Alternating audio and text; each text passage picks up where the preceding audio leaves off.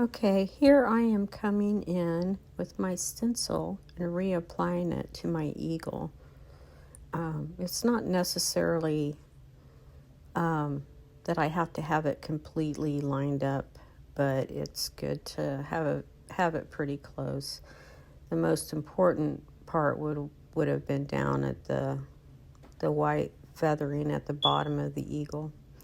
And I'm coming in with my airbrush and laying in a little color in the backgrounds for trees.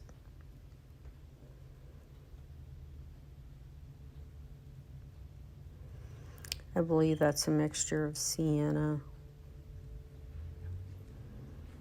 and some moss green.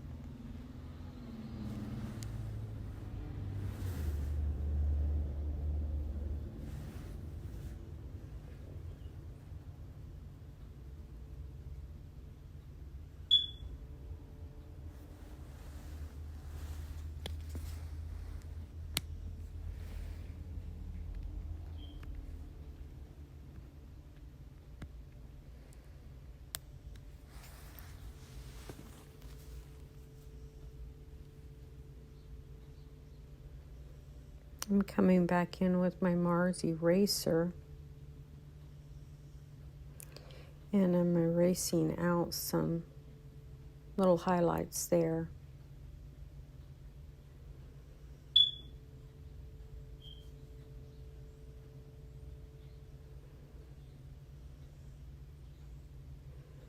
Now I'm using just a stencil. It can be any kind of sharp edge, and I'm coming back in with some moss green, and I'm giving the appearance of some little trees in the background.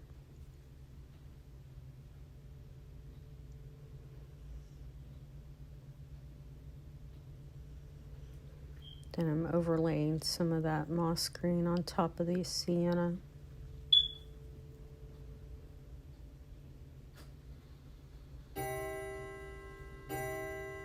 Sorry for my clock ringing in the background.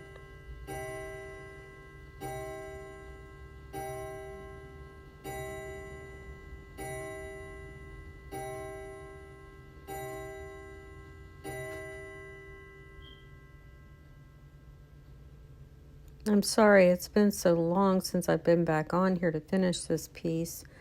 My husband and I were in the middle of opening a business when I was doing this. The back part of my shop is where I paint, and the front part, it's closed off, but the front part is a donut shop now, and we were quite busy when we opened, and that didn't give me enough time to complete this piece. So here I'm giving you a better look at a close-up of how the eraser acts as highlighting, and how when you're working on a panel, a composition panel, a dowel, small dowel, or a wooden little stick works really well to scratch out little highlights.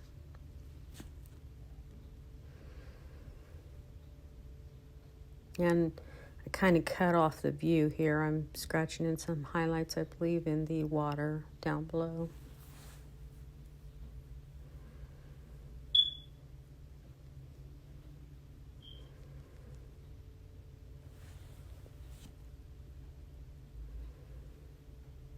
That's actually one of those little wooden sticks for nail tacks. I even forget what we call them.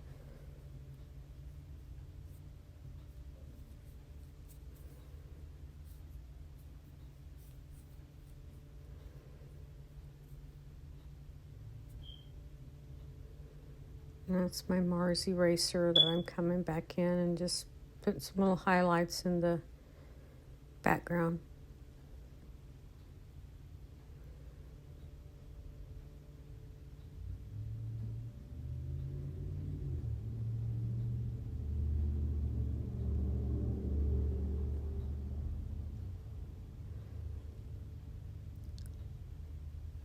Here you can see I've added in a little tint in the background there with fire. It's hard to kind of see at this angle, but I'm coming back in to work on the water because I'm not happy with the water. And I'm overlaying it with some cobalt blue, I believe.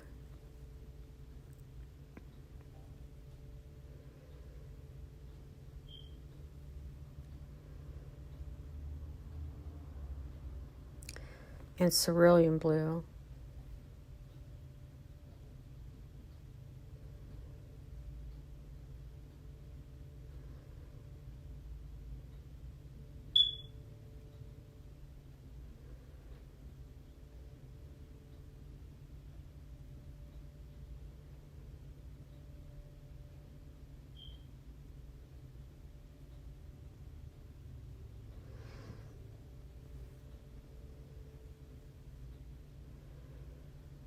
I'm adding just a little bit more up in the sky to give a little bit of a darker view.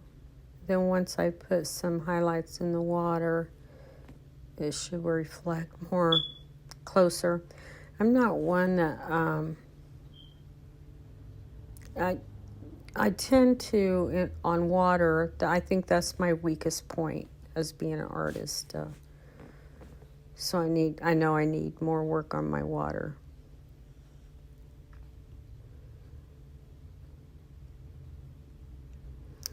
And I believe I'm going to be scratching out some highlights on that tree. And then on the feathers, we want sharp highlights on the end of the feathers on his tail. So that's what I'm going to be doing. Coming back in and working there with a acrylic marker, paint marker, and you'll see me using that and then using my finger to blur it. And what I'm showing you there with the Pledge Floor Click Care, that is an acrylic clear that I have used for years, and I know a lot of artists are going to go, what? But it actually does work as like an inner coat clear, like to protect your artwork until you're actually ready to clear it with a final clear. You can come back in with that Pledge Floor Care and go over it to protect it. So right now, this marker's not going to hurt the undercoat of the airbrush paint because I've used that acrylic floor care on it, sprayed a little bit on it here and there. And I'm coming back in and hitting the tops of this mountain because I want it to pop out just a little bit more than what it did. And I'm just marking it and then touching it with my finger to kind of give it a blurry look, and it just really kind of brings it more to life.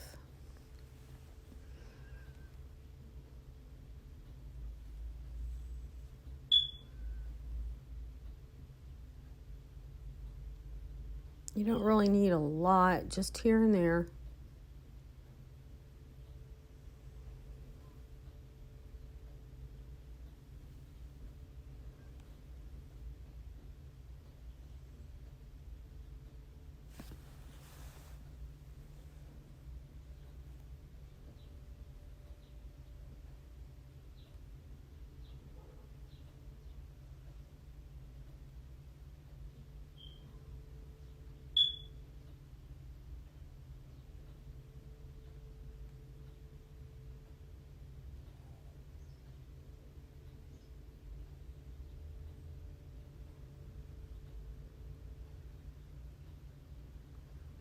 As an artist, I don't think a piece has to be all airbrushed. Come back in with your acrylic brush and paint and touch up things here and there, and just, if you don't know if it works, try it.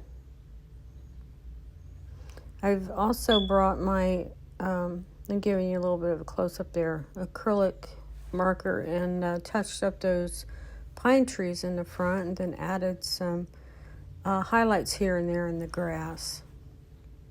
And the fire back in the background where the tin is.